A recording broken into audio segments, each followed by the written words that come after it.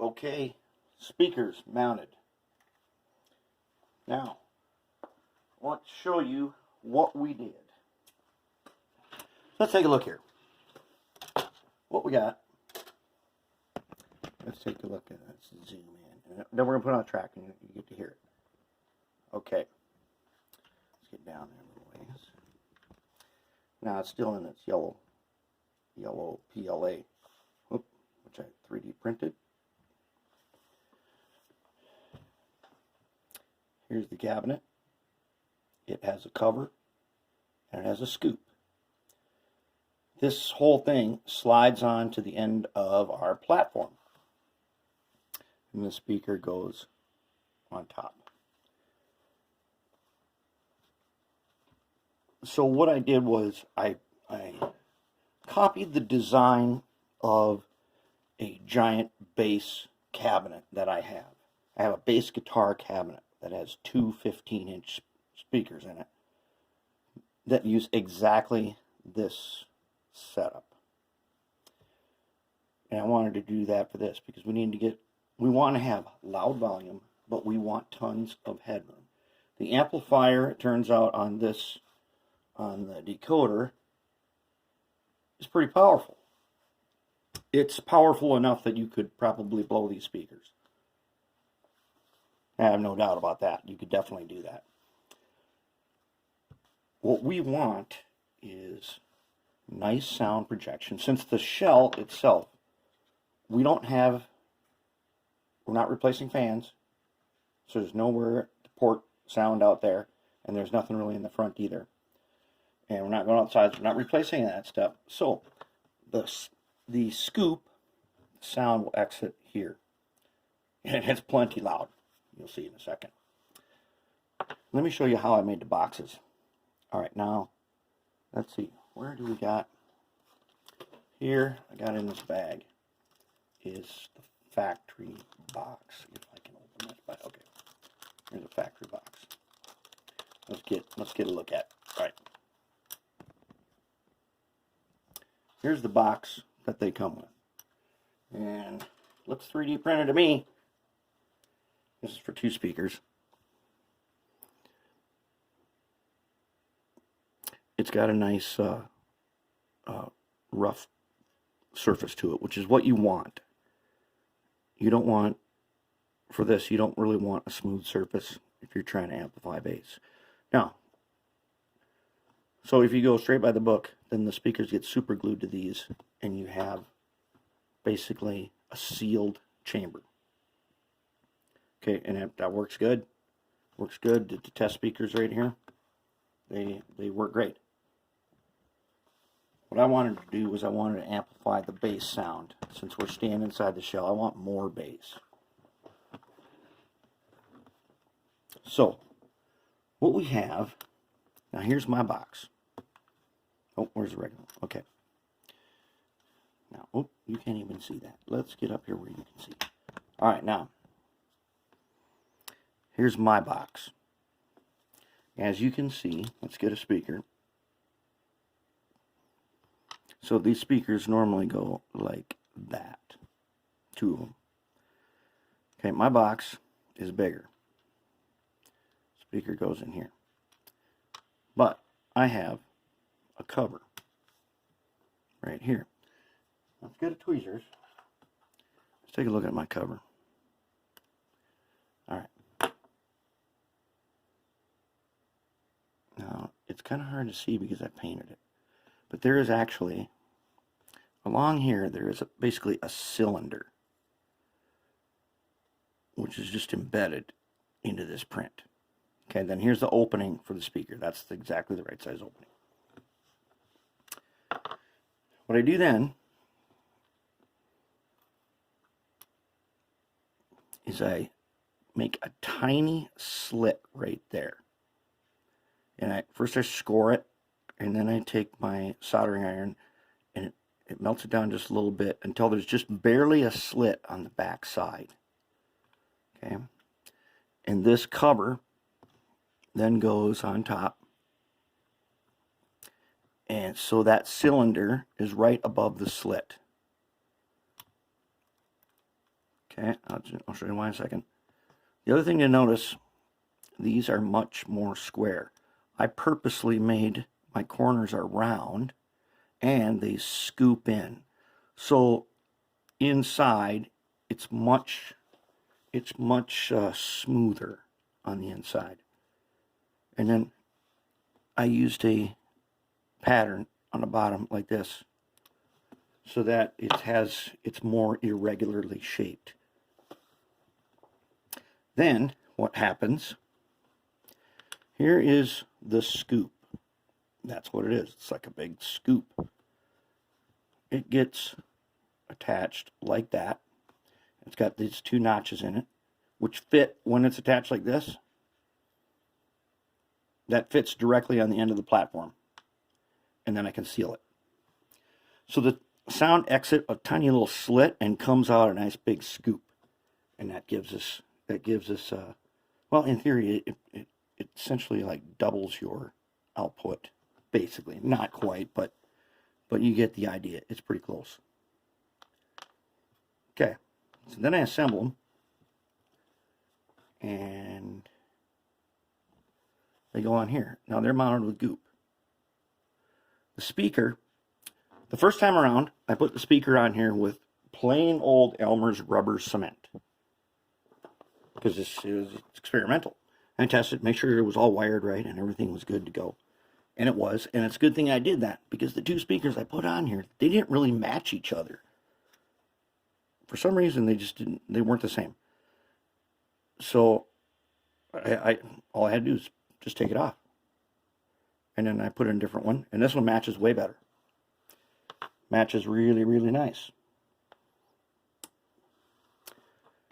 And so that's one thing. I have that audio tester that I will be looking for more, is when I put the two speakers together. I got to make sure that they both match. They're a good matching pair. All right. So then, basically, it's sealed on here. Went around it with goop. And all of this could be undone, which I've already undone it once. It could all be undone if I needed to. If you use super glue to do this, there ain't no undoing it. Now the box that I made, these parts are super glued to each other. Super glue and baking soda. So they're pretty stiff. That's because it's PLA, and I want them to be connected. I don't care if I have to undo those, because if I wreck it, I'll just make more. Now that I have the design in a 3D printer, I just crank them out if I need more. So I don't care if they get wrecked. What I don't want to get wrecked is the speaker. I want to be able to take it off if I absolutely have to. But if I put it back on, I want it to be sealed, and the goop makes a super excellent seal. And it also, because it's rubbery, it has a dampening effect. So my guess is you guys want to hear it, don't you? All right, let's see let's listen. Come on, you're not even on the track yet. Quit starting up.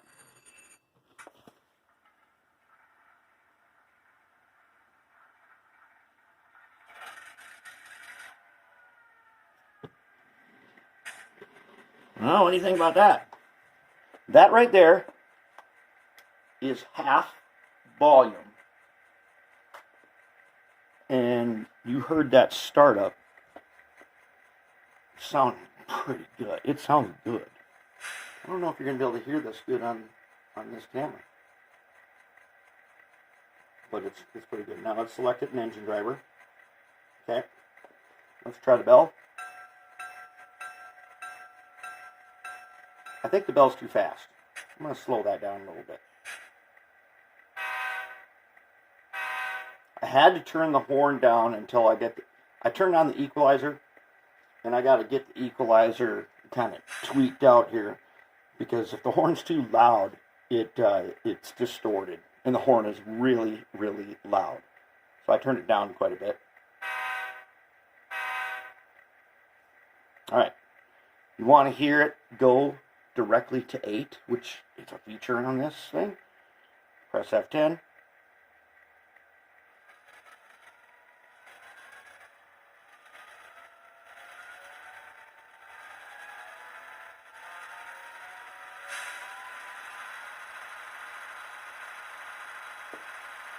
There she is. Now you hear the kind of chuffing sound? There's a separate setting for just that sound. I haven't changed it. It's default.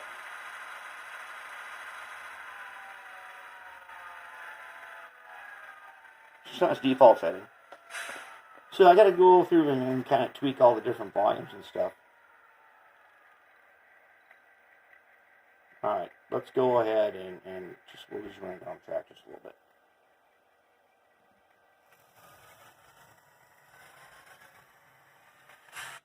Nope! Damn it! Okay, I did that. Alright, I'm going to reset this, and now you're going to get to hear it start up again. Alright. Alright.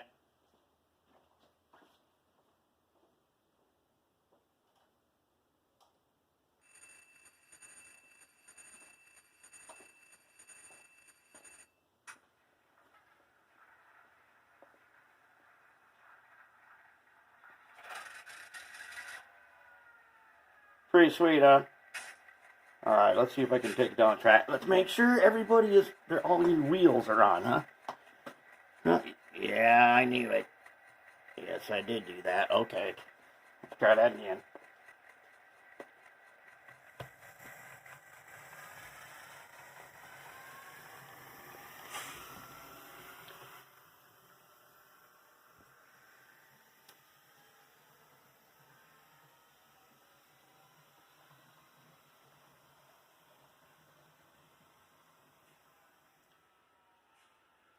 Okay, he is crossed into the main power district.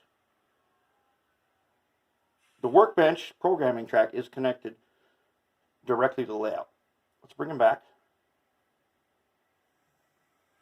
And he's going to make a crossover from layout to programming workbench.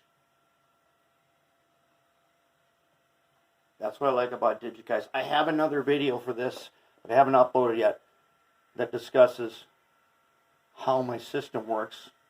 So I can roll off the layout directly.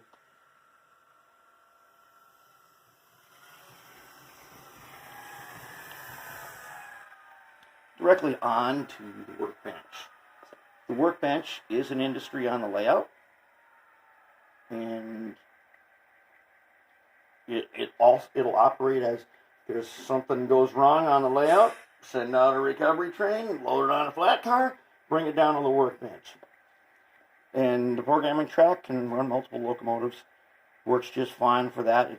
Basically, you can ignore that it's a programming track in operations, or you can use it as a programming track.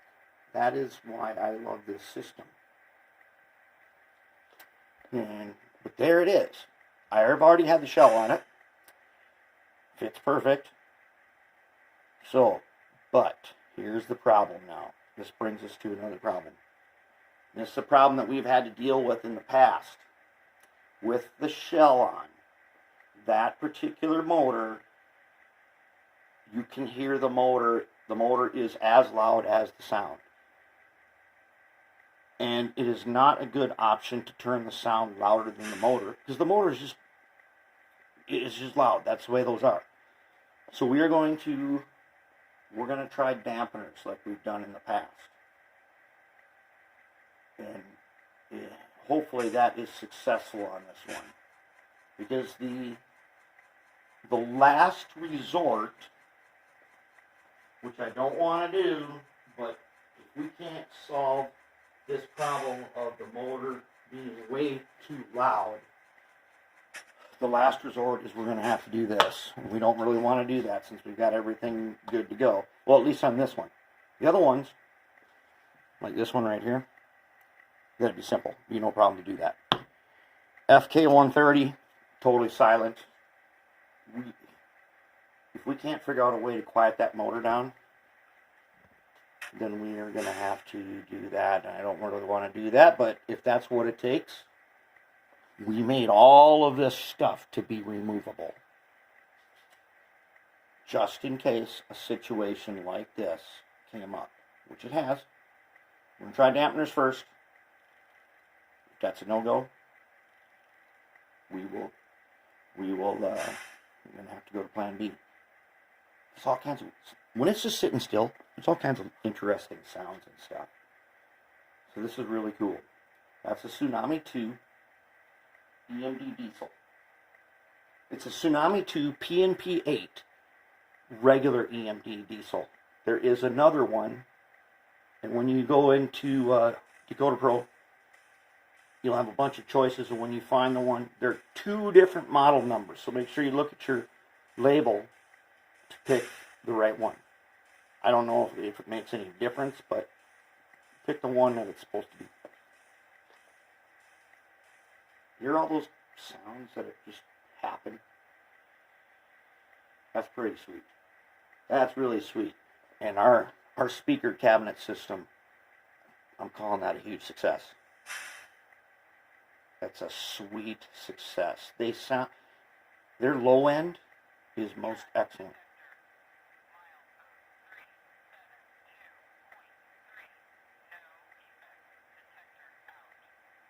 What?